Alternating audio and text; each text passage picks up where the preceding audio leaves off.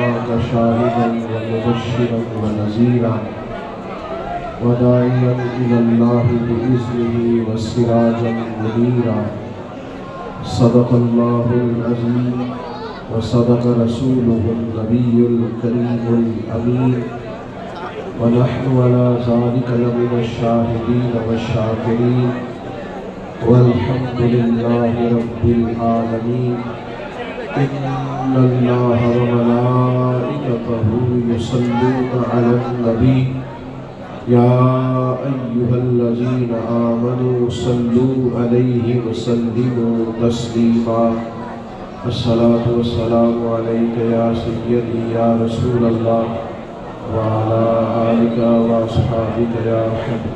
بھائی جان آپ کے موبائلوں کی وجہ سے پیچھے والے دوستوں کو نظر نہیں آ رہا.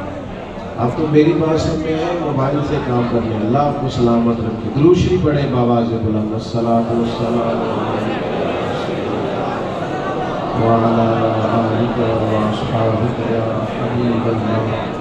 الصلاۃ والسلام عليك يا نبي الله وعلى آلك وأصحابك يا نور الله. حمد و صلاۃ کے بعد انتہائی عزت و تکریم کے لائق بزرگوں, قابل صد احترام بھائیوں, عزیز دوستوں, بالخصوص یہاں تشریف فرما علماء کرام, مشائخ, سادات, صاحبزادہ وجاہت رسول صاحب نے ارشاد فرمایا ذریعہ بنا آپ حضرات کی ملاقات کا. اللہ صاحبزادہ صاحب کو بھی جزا عطا فرمائے. ہم سب کا یہاں جمع ہونا بارگاہ میں قبول فرمائے. میں چند ایک باتیں آپ کی خدمت میں عرض کرنا چاہتا ہوں. میری خواہش ہے کہ جو دوست کھڑے ہیں وہ بیٹھ جائیں اور کیمرے والے دوست بھی بیٹھ جائیں.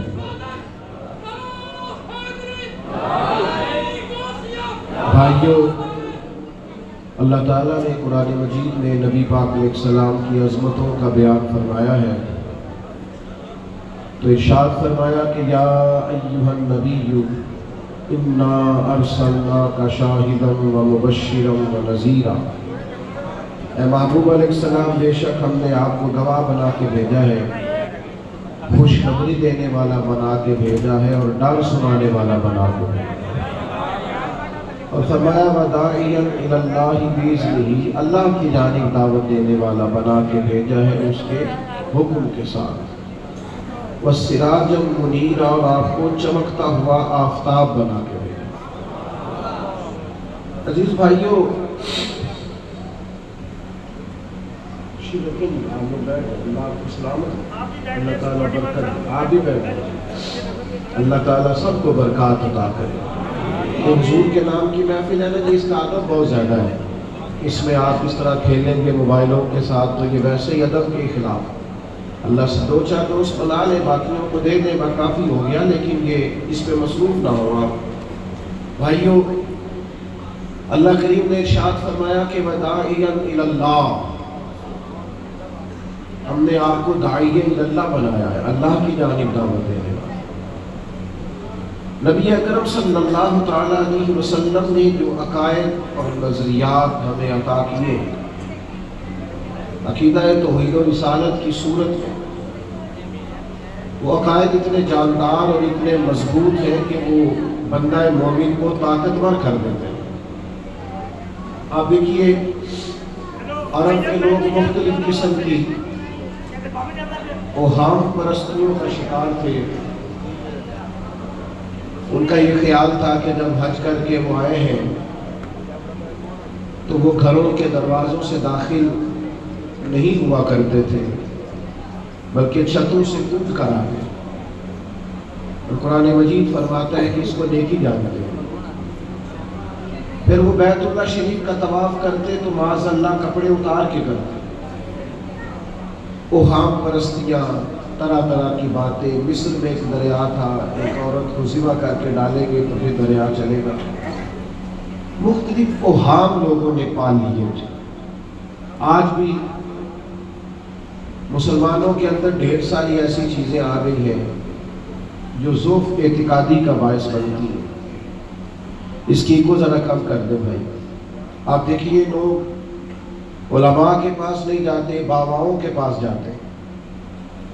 تعویذ دھاگا، کالا جادو، نیلا جادو، جس نوجوان کا کام کرنے کو دل نہیں کرتا اسے جادو ہو جاتا ہے۔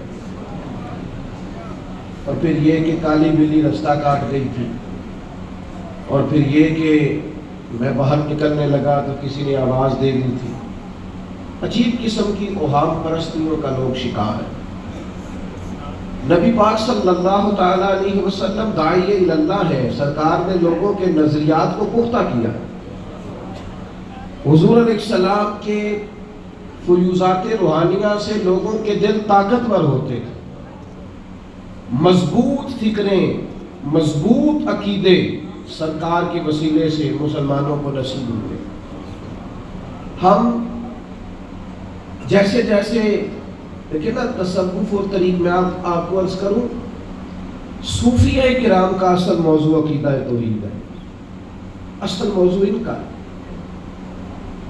یہ وہ لوگ ہیں جو لوگوں کو صحیح معنوں میں توکل کا، صبر کا، شکر کا، قناعت کا، رجوع اللہ کا سبق دیتے ہیں، اصل موضوع ان کا۔ لیکن اب چونکہ صوفیہ کی جماعت میں وہ لوگ اللہ ماشاءاللہ خال خال رہ گئے، اور پھر یہ کہ بیٹھ گئے تعویذ دھاگے دینے والے، زاغوں کے تصرف میں عقابوں کے نشے میں، نتیجہ اس کا بڑا خطرناک برآمد ہوتا ہے۔ مضبوط فکریں، کبھی آپ اس روایت کو دیکھیں اور یاد کر لینا تو یہ بڑا نفع دیتی ہے۔ نبی کریم علیہ السلام نے حضرت عبداللہ ابن عباس رضی اللہ تعالیٰ عنہ سے فرمایا، عبداللہ ساری دنیا مل کے تیرا بھلا کرنا چاہے کر نہیں سکتی جب تک رب نہ چاہے۔ اور فرمایا سارے دنیا دار مل کے تیرا کچھ بگاڑنا چاہے بگاڑ نہیں سکتے جب تک رب نے چھوڑ دیا، جب تک اللہ نہ چاہے۔ تو پھر رجوع تو اللہ کی جانب کرنا چاہیے۔ نبی اکرم صلی اللہ تعالیٰ علیہ وسلم نے اپنی امت کو توانائی اس بات سے دی کہ اللہ ہمارے ساتھ ہے۔ آپ دیکھیے فکری تندرستی کتنی زیادہ ہے کہ 1000 کے مقابلے میں 313 لوگ ہیں، نہ اسلحہ پورا ہے، نہ گھوڑے پورے ہیں، نہ خوراک پوری ہے، لیکن وہ میدانوں میں اس طرح لڑے ہیں کہ 1000 کو بھاگنے پر مجبور کر دیا۔ وہ ابو جہل نے جب کہا نا جاسوسوں سے کہ جاؤ پتہ کر کے آؤ، تو انہوں نے آ کے کہا وہ تو 313 لوگ ہیں، بچے بھی ہیں، بوڑھے بھی ہیں، چیز کوئی نہیں پاس۔ تو ابو جہل کہنے لگا پھر تو انہیں گھوڑوں کی پشتوں پر باندھ کے مکے لے جائیں گے، وہاں جا کے دیکھیں گے کیا کرنا ہے۔ تو جاسوس کہنے لگا سردار اگلی بات بھی سن لو، ہیں تو 313 لیکن جان ہتھیلی پہ رکھ کے آئے۔ جس کے خیمے کے پاس سے گزرے ہیں شہادت کی دعا مانگتے دیکھا ہے۔ ان کی آنکھوں سے چمکتی ہوئی روشنی اور ان کے لفظوں سے پھوٹتا ہوا ولولہ اور ان کی آوازوں سے نکلتا ہوا دبدبا کسی جگہ بھی انہیں کمزور نہیں ہونے دیتا، ان کے اندر کہیں بھی کوئی کمزوری نہیں آنے دیتا۔ غریبی کا نام لے کے سارا دن پریشان ہونا، غریبی کا نام لے کے اپنے آپ کو مظلوم ثابت کر کے لوگوں کو مدد پر اکسانا بندہ مومن کا یہ طریقہ نہیں ہے۔ اپنی توجہ اللہ کی جانب کرے، نبی رحمت علیہ السلام کی بارگاہ میں استغاثہ پیش کرے، لیکن دنیا داروں کو مائل کرنا، لوگوں کی جیبوں کی طرف دیکھنا، یہ مومن کی شان گردن کو جھکا دیتا ہے۔ خیرات کا پتھر جہاں میں مانگنے والوں کے سر کبھی اونچے نہیں ہوتے، اور غیرت ہے بڑی چیز جہانے تگ و دو میں۔ بھائی آپ طاقتور بنے۔ دیکھیں نا ایک نوجوان نے آ کے حضور کی بارگاہ عالی مرتبت میں عرض کیا تھا، یا رسول اللہ صلی اللہ علیہ وسلم غریب ہو کچھ دیجئے۔ حضرت جابر بن عبداللہ رضی اللہ تعالیٰ عنہ فرماتے ہیں ہم نے حضور سے بڑا کچھ سنا، یہ لفظ نہیں لفظ لا، یعنی میرے پاس نہیں ہے، یہ ہم نے حضور سے سنا ہی نہیں۔ ایسا کوئی محبوب کہیں ہوگا نہ کہیں ہے، بیٹھا ہے چٹائی پہ مگر عرش نشیں ہے، اور ملتا نہیں کونین کو کیا کیا تیرے در سے، بس ایک لفظ نہیں ہے جو تیرے لب پہ نہیں ہے۔ اور یہ فاضل بریلوی رحمت اللہ علیہ کا انداز بھی دیکھیے، کہتے ہیں واہ کیا جود و کرم ہے شہ بطحا تیرا. اور یہ ذرا دیکھیے شعری ذوق دیکھیے، واہ کیا جود و کرم ہے شہ بطحا تیرا، نہیں سنتا ہی نہیں. کیا انداز ہے. اب یہ کیسی زبان ہے اور کیسا یہ محاورے کا استعمال ہے. جو شعری ذوق رکھتے ہیں وہ سمجھے، کہتے ہیں نہیں سنتا ہی نہیں. کون؟ مانگنے والا تیرا. یا رسول اللہ آپ سے مانگنے والا نہیں سنتا، حضور عطا کرتے. اور ایک جگہ پہ فرماتے ہیں میرے کریم سے گر قطرہ کسی نے مانگا، دریا بہا دیے ہیں دربے بہا دیے ہیں. حضور تو دیتے، پر نوجوان نے جب آ کے عرض کی نا یا رسول اللہ صلی اللہ علیہ وسلم کچھ دیجئے، تو جوان ہو، چڑھتی جوانی ہو، پھر وہ سوال کرے.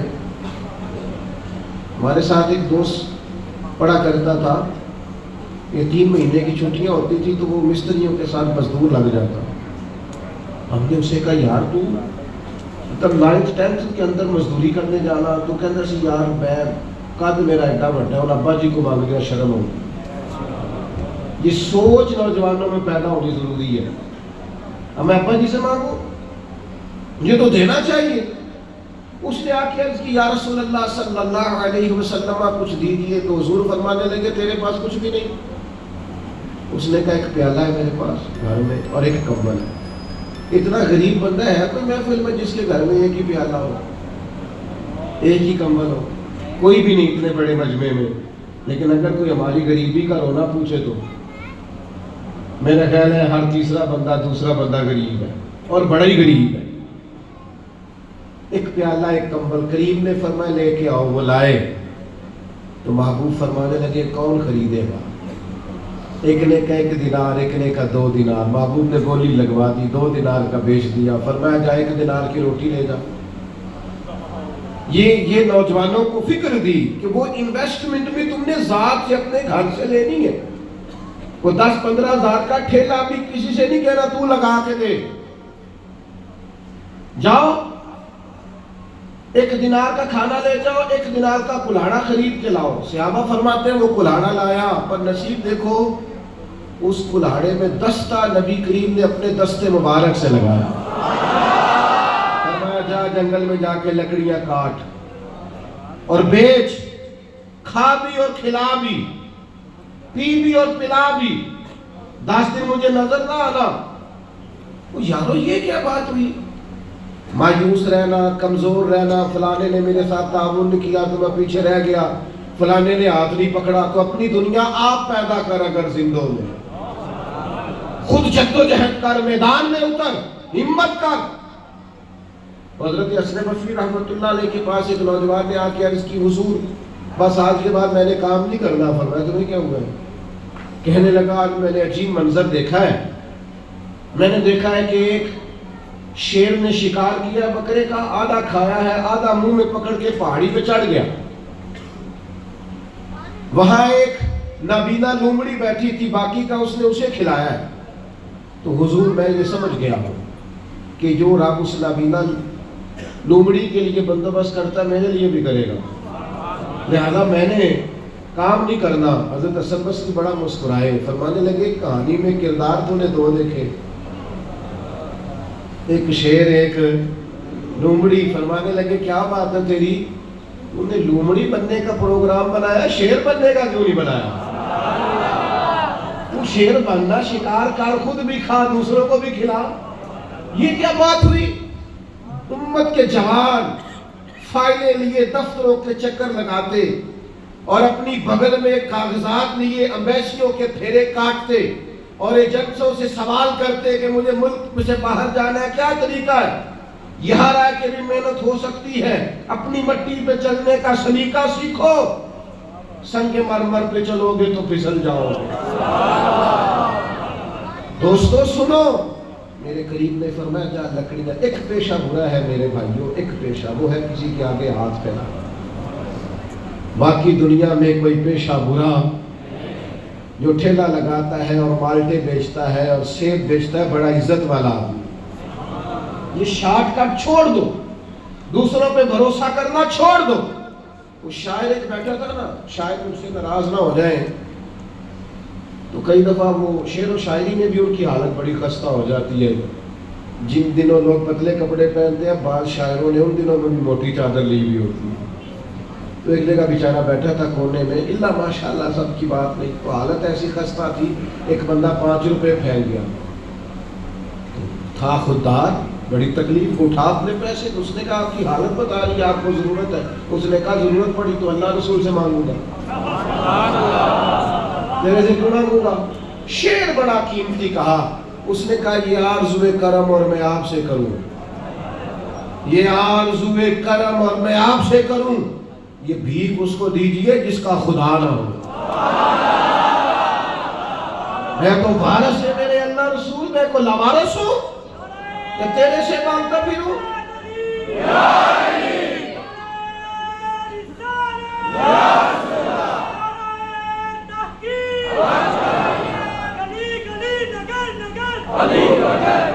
ماشاءاللہ ماشاءاللہ۔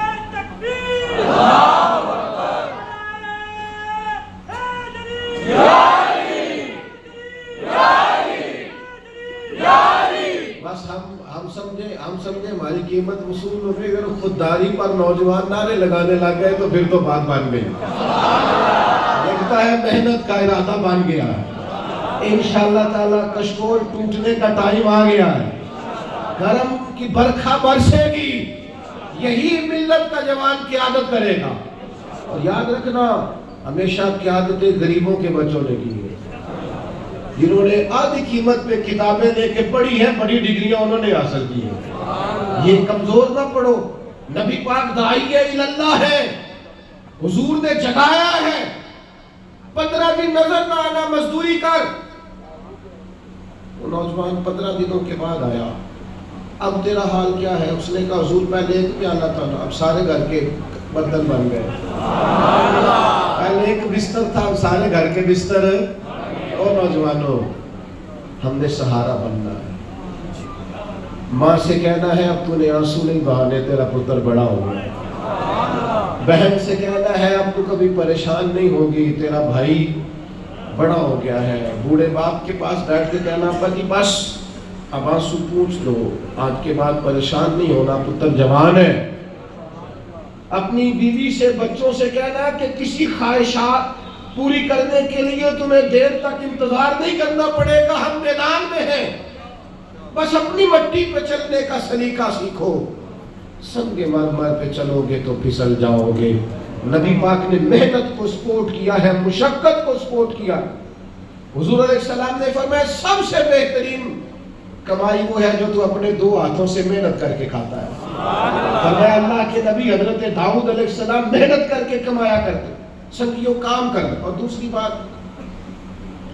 بھروسہ اللہ رسول پہ، بھروسہ انہوں دیکھو میری طرف، دنیا داروں سے امیدیں لگا لیتے ہو بہت زیادہ، تو دنیا دار بندے بیچارے کمزور ہوتے ہیں۔ جی یہ الیکشن کے دن تھے، گزشتہ سے پیوستہ الیکشن جو گزرا ہے، تو میرا ایک پیار والا دوست بھی ایک MLA کے امیدوار کا بڑا ووٹر سپورٹر تھا۔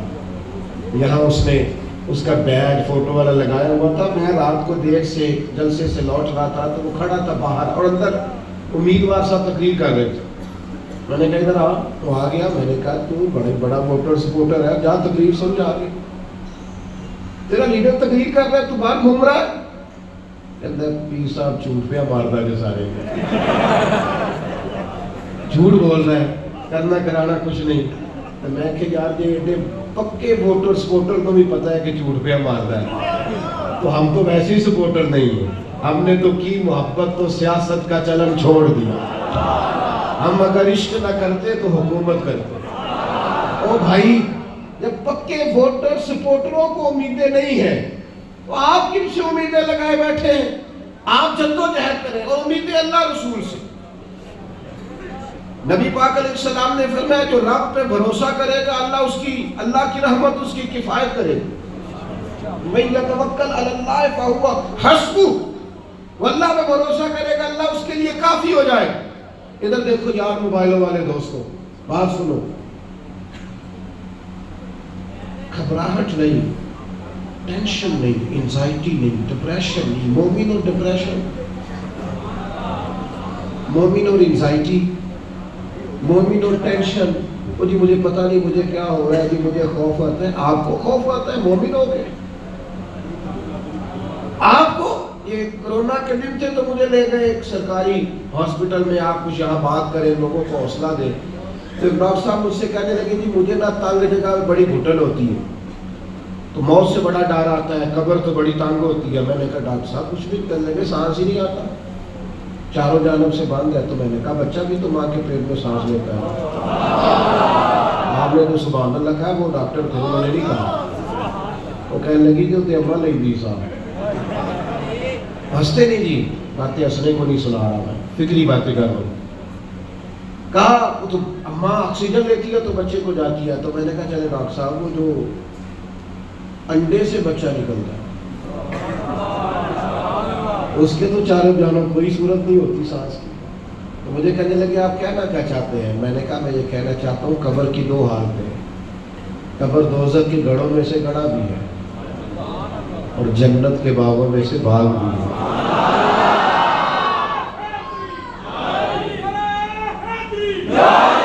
یار اللہ سنے، میں نے کہا اگر کسی کا یہ ذہن بن جائے کہ مرنے کے بعد میں نے باغ میں جانا ہے، ایک منٹ کے لیے سوچو نا یار.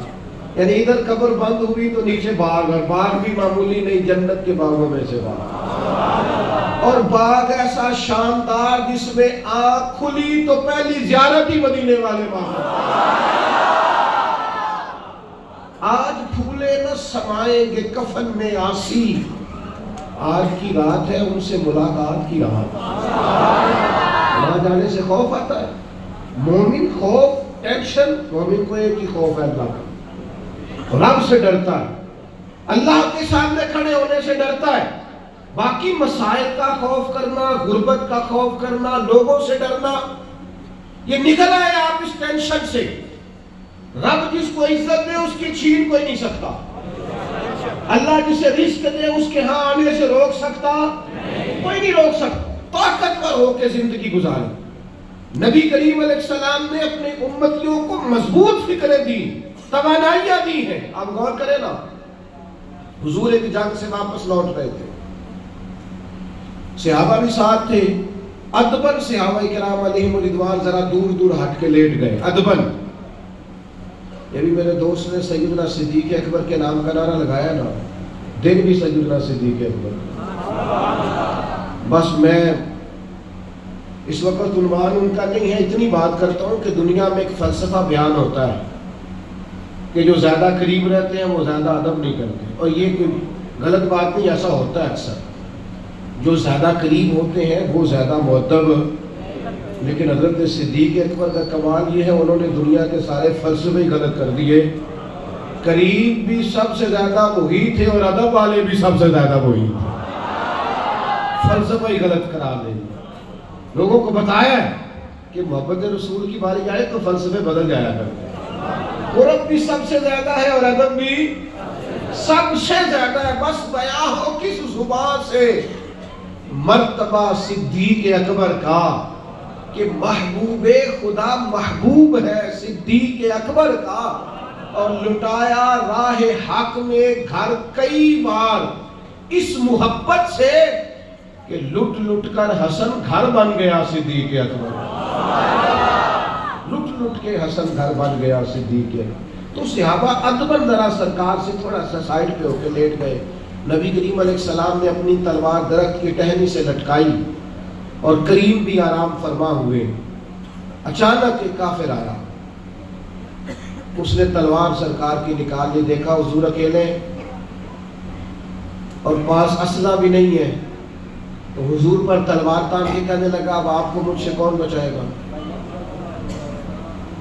نہیں آپ زیادہ توجہ کریں بات پر، کون بچائے گا؟ یعنی آپ یوں سمجھ لیں کہ بندہ گھر میں سویا ہوا ہو تو اچانک اسے آواز آئے کہ چھت پہ کچھ چل رہا ہے، آپ پھر اپنی مثال دے رہا ہوں، آپ اور اپنے آپ کو سمجھانے کے لیے، وہاں کے لیے نہیں۔ تو پتہ چلے نا چھت پہ کچھ چل رہا ہے تو بہت سارے لوگ ایسے ہوتے ہیں ان کے تکیے کے نیچے سے موبائل بھی نہیں نکلتا، اتنا ڈر جاتے ہیں، بالکل پریشر کے نیچے آ جاتے ہیں۔ یعنی ڈاکٹر نے کہہ دیا جی آپ کی رپورٹیں بتاتی ہیں کہ مشکل ہے آپ بچیں، تو کچھ تو ڈاکٹر کی بات سن کے فوت ہو جاتے ہیں، اور کچھ کہتے ہیں تیری رپورٹیں ٹھیک ہوں گی پر ہوگا وہ جو میرا رب چاہے گا۔ یہ طاقت سرکار نے دی ہے اپنے غلاموں کو۔ اس نے تلوار اٹھائی، کہنے لگا آپ کو کون بچائے گا؟ تو محبوب کے چہرے پہ اطمینان، اور وہ جو اللہ نے میرے محبوب علیہ السلام کو روک دیا، محبوب اسی حالت میں زیر لب مسکرائے اور فرمایا مجھے کون بچائے گا؟ مجھے میرا اللہ بچائے گا۔ اس میں بڑی طاقت ہے، اس لفظ میں بڑی طاقت ہے۔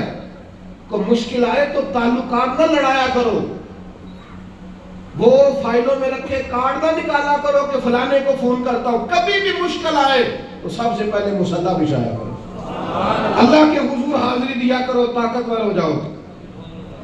نبی کریم علیہ السلام نے فرمایا مجھے میرا اللہ بچائے گا، بس یہ لفظ کہے وہ کانپا، تلوار گری، کریم مسکرائے، تلوار اٹھائی، فرمایا لو بھی مجھے تو اللہ نے بچا لیا، تو بتا تجھے کون بچائے گا؟ تو کہنے لگا میں نے سنا ہے آپ معاف کر دیا کرتے ہیں، تو فرمایا جا میں نے معاف کیا، میری تو بات ہی کوئی نہیں، اللہ بچائے۔ کتنی بڑی بھی مشکل آ جائے، کچھ بھی ہو جائے، مجھے میرا اللہ بچائے۔ میرے عزیزوں طاقتور زندگی گزارنی ہے، میں نے زیادہ باتیں نہیں کرنی، تھوڑی تقریر کرنے والا آدمی ہوں، سمیٹنے کی طرف آ رہا ہوں۔ اپنی زندگی میں اپنے افکار و نظریات میں کبھی بھی کسی قسم کی بھی کمزوری پیدا نہ کریں۔ نبی اکرم صلی اللہ تعالی علیہ وسلم نے اپنے غلاموں کو تازہ دم رکھا ہے، ان کو فکری توانائیاں عطا کی ہے۔ بس ہم نہ آہستہ آہستہ اتنے کمزور ہو گئے کہ ہم ضعف اعتقادی کی طرف چلے گئے۔ اس کی جو سب سے بڑی وجہ ہے وہ یہ ہے کہ سوچ بڑی محدود ہے، اپنے گھر تک، اپنے محلے تک، اپنے کمائی تک، اپنے مکان تک محدود ہو کے رہ گئے۔ اس محدود سوچ سے باہر آئے۔ نبی کریم علیہ السلام نے فرمایا میں خلق کا رسول بن کے آیا ہوں، مخلوق کا رسول ہوں میں۔ یعنی نبی اکرم علیہ السلام کی امت دعوت میں تو سارے انسان شامل ہے نا۔ محبوب نے کہا میں خلق کا رسول ہوں۔ جب بھی سرکار نے بات کی عالمی سطح کی بات کی، جب بھی یہ اسلام جو ہے یہ حدود و قیود میں بند نہیں۔ اقبال کہتے ہیں بازو تیرا توحید کی قوت سے کبھی ہے، تو جناب ہمارے وطن کا نام کیا ہے؟ اسلام تیرا دیش ہے، اسلام تیرا، اقبال کہتے ہیں بازو تیرا توحید کی قوت سے کبھی ہے، اسلام تیرا دیش ہے تو مصطفی، اسلام تیرا دیش۔ آپ کی سوچ بڑی ہونی چاہیے، وسیع سوچ۔ آپ کو پتہ ہے تجارت کو سرکار نے پسند کیا، کیوں؟ تجارت سے زیادہ مواقع، جب آپ کارخانہ لگاتے ہیں نا تو بہت سارے لوگوں کا روزگار اس سے وابستہ ہوتا ہے، اس سے وسعت پیدا ہوتی ہے سوسائٹی میں، معاشرے میں۔ آپ مت سمجھیں میں تاجروں کی سپورٹ نہیں کرتا، لیکن میں آپ کو یہ بات تجربے کی روشنی میں اور اپنی سمجھ بوجھ کے مطابق عرض کر رہا ہوں کہ جب تاجر مارکیٹ کے اندر انڈسٹری لگاتا ہے تو وہ صرف تاجر کو ہی نفع نہیں ہوتا، اس سے بہت سارے لوگ جڑتے ہیں اور بے روزگاری کا خاتمہ ہوتا ہے، اس کے نتائج قوم کے حق میں اچھے نکلتے ہیں۔ تو عالمی سوچ، قومی سوچ پیدا کریں، محدود سوچیں۔ وہ بڑا دیکھیں نا، یہ ایک حدیث، میری طرف توجہ ہے آپ کی، کہ دیکھیں یہ ایک حدیث کتنا عالمی کرتی ہے بندے کو۔ نبی پاک علیہ السلام نے فرمایا مومن وہ ہے جو اپنے لیے پسند کرے وہی اپنے بھائی کے لیے بھی پسند کرے۔ یہ ایک روایت اگر اس پر، اور یادی بھی سب کو ہے، اگر سب کا اس پر عمل ہونے لگ جائے تو مجھے بتائیے کوئی چیز ملاوٹ والی بکے گی مارکیٹ میں؟ کوئی دھوکہ دے گا؟ کوئی ایسا کام جو غلط ہو؟ بیٹھ جائیں بیٹا، تشریف رکھیں سارے، اللہ آپ کو، ایک اٹھیں گے تو پھر تو سارے اٹھ جائیں گے۔ مہربانی کریں، بس میری بات مکمل ہوگی، پیغام میں نے جو دینا تھا دے لیا، سمیٹ رہا ہوں بات کو۔ یاد رکھیے گا کہ عالمی سوچیں، قومی، آپ جب اپنے بھائیوں کے لیے بھی وہی پسند کریں گے جو خود پسند کر رہے ہیں تو سوسائٹی میں کتنا نکھار آئے۔ سرکار جب بھی بات کرتے تھے بڑی بات کرتے، آئیے اللہ ہے نا، تو جب بھی بات کی عالمی۔ ایک سفر سے حضور واپس تشریف لائے، کئی دنوں کے بعد حضور تشریف لائے تو سفر کا اثر تھا، تھکاوٹ تھی وجود اطہر پر، وضاحت، لباس مبارک پر بھی اثرات تھے سفر۔ سیدہ طیبہ طاہرہ حضرت سیدہ زہرا رضی اللہ تعالیٰ، آپ نے جب دیکھا نا سرکار کی کیفیت کو تو آنکھوں میں آنسو آ گئے، تو عرض کرنے لگی، رو کے عرض کرنے لگی، یا رسول اللہ آپ دین کے لیے کتنی مشقت برداشت کرتے ہیں، کتنی آپ تکلیف اٹھاتے ہیں، آنسو بہائے۔ اب مجھے بتائیے ہمارا کوئی بچی بچہ ایسی بات کرے تو ہم کہتے ہیں تجھے تو ایک دکھ کا پتہ ہے، میرے تو بہت زیادہ ہے، وہ کتاب کھول دیتے۔ جب کہا یا رسول اللہ آپ کتنی تکلیف اٹھاتے ہیں تو پتہ ہے نبی کریم نے کیا فرمایا؟ حضور فرمانے لگے، فاطمہ آپ کے والد کو اللہ نے بڑے مقاصد کے لیے دنیا میں مبعوث فرمایا، بڑے مقاصد کے لیے دنیا میں مبعوث فرمایا۔ فرمایا نہ کوئی گھر کچا بچے گا، نہ پکا بچے گا، نہ کوئی جھونپڑی بچے گی جہاں اللہ تعالیٰ ہمارے دین کے پیغام کو پہنچا دیں گے۔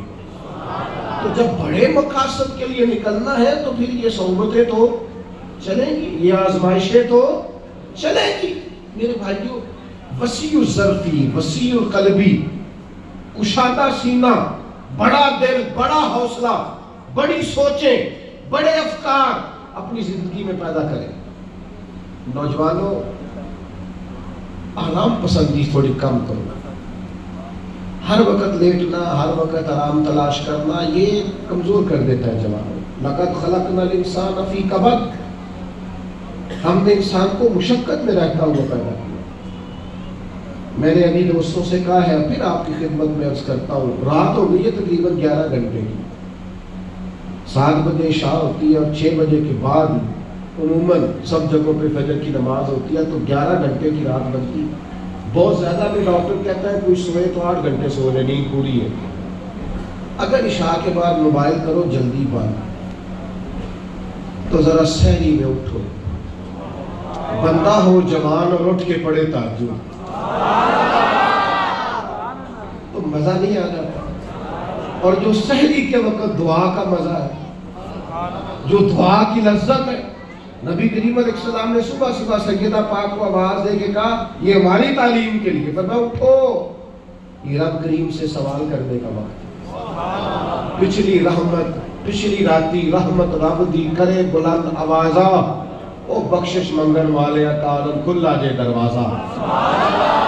لیکن ہمارا مسئلہ یہ ہے کہ جس ٹائم جاگنا ہے اس ٹائم سوتے ہیں، جس ٹائم سونا ہے اس ٹائم۔ ایک گزارش تو یہ ہے کہ کوشش کریں ان راتوں میں تو کم از کم تہجد پڑھی جائے، اور یہ کوشش کر کے دیکھیں مزہ آئے۔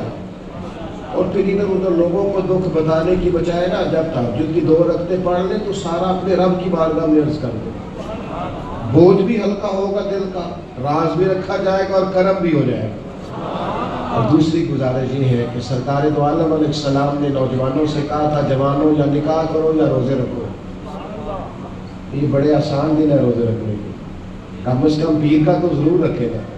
ٹھنڈا وقت، کچھ نہ کچھ وقت، یہ آپ کی جو عبادت ہے یہ مضبوط کرے گی، دنیا داروں سے بے نیاز کرے گی۔ سب سے طاقتور وہ مومن ہوتا ہے جسے رب کو منانا ہوتا ہے۔ دعا ہتھیار ہے مومن کا، مصلح کے ساتھ وابستگی پیدا کرے کہ باقی سارے چکروں سے باہر آ جائیں۔ مجھے ایک نوجوان نے کہا کہ یہ لوگ مشہور کیسے ہوتے ہیں؟ میں نے کہا ایک تو شہرت وہ ہے جو لوگ کشید کرتے ہیں، یہ لیے پھرتے ہیں بیچارے آج کل بہت سارے لوگ، جیسے بھی مشہور ہونا پڑے ہونا ہی ہونا ہے، یہ خطرناک ہے۔ ایک شہرت وہ ہے جو خدا اپنے فضل سے دیتا ہے۔ اللہ اپنے کون سی سیجعل لهم الرحمن ودا، فرمایا جو ایمان لانے کے بعد اچھی عمل کرے گا رحمان لوگوں کے دلوں میں محبت پیدا کرے گا۔ یہ خدائی ہے، محبت خدائی۔